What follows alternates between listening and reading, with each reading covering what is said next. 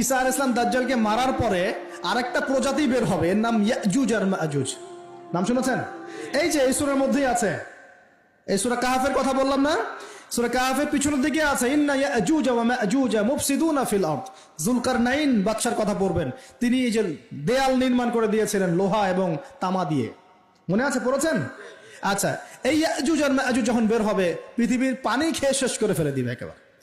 এর এত বেশি হিংস্র হবে যে এদের সাথে লড়াই করার মতো ক্ষমতা কোনো মানুষেরই থাকবে না। এমনকি ঈসা আলাইহিস সালামেরও নয়।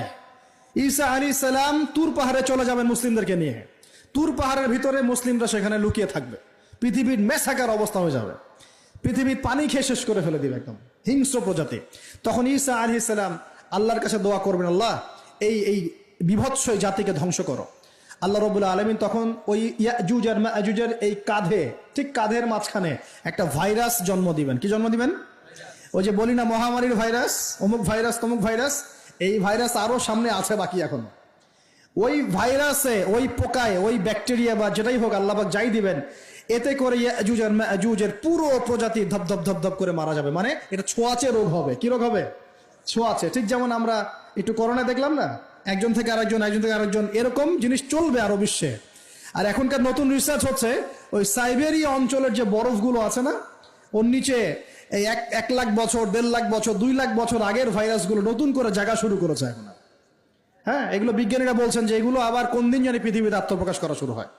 সবকিছুই ঘটবে। বিশ্বটার খুব রহস্য আছে, বিশ্বটার অনেক রহস্য আছে। আল্লাহ পাক এগুলো খেলার ছলে সৃষ্টি করেন নাই, পরীক্ষা। লিয়াবলুয়াকুম আইয়ুকুম আহসানু আমালা, আল্লাহ পাক বলেছেন। এরপরে ইয়াজুজ আর মাজুজের সব প্রজাতি মারা যাবে। নবীজি বলছেন জমিনে কোনো জায়গায় ফাঁকা থাকবে না, সমস্ত জায়গাতেই ওদের দেহ পড়ে থাকবে। আল্লাহু আকবার। এরপরে ঈসা আলাইহিস সালাম আল্লাহকে বলবেন, আল্লাহ জমিনটাকে পবিত্র করে দাও। আল্লাহ পাক কি করবেন জানেন? বড় বড় নখরওয়ালা, বড় বড় নখ আছে, নখ দেখেছেন? বড় বড় নখ, বড় বড় নখওয়ালা একটা স্পেশাল প্রজাতির পাখি আল্লাহ পাঠাবেন। কি পাঠাবেন? পাখি। এটা কোন পাখি, কি নাম আমরা জানি না। ঠিক এরকম করে এই এক শ্রেণীর পাখি আল্লাহ পাঠাবেন যাদের নখগুলো খুব বড় বড় হবে, বিশাল বিশাল নখ। এই নখগুলো দিয়ে তারা দেহগুলোকে উঠাবে, উঠিয়ে নিয়ে কোথায় যে ফেলে দেবে আল্লাহ ভালো জানেন। সুবহানাল্লাহ, আল্লাহু আকবার। আল্লাহ পাক বিশ্বে কত কি বাকি রেখেছেন এখন। এরপরে আল্লাহ পাক কি করবেন জানেন? আল্লাহ পাক বৃষ্টি বর্ষণ করবেন। এত বেশি বৃষ্টি হবে, এত বৃষ্টি হবে, জমিন ধুয়ে পরিষ্কার হয়ে যাবে। হাদিসে আসছে জমিন একদম চকচক করবে, জমিটা পরিষ্কার হয়ে চকচক করতে থাকবে। এরপরে কারণ ওই ভাইরাস তো ধুইতে হবে না, ভাইরাসকে ধুয়ে সাফ করতে হবে। তারপরে ঈসা আলাইহিস সালামের সময়ে বলা হচ্ছে, তার সময়ে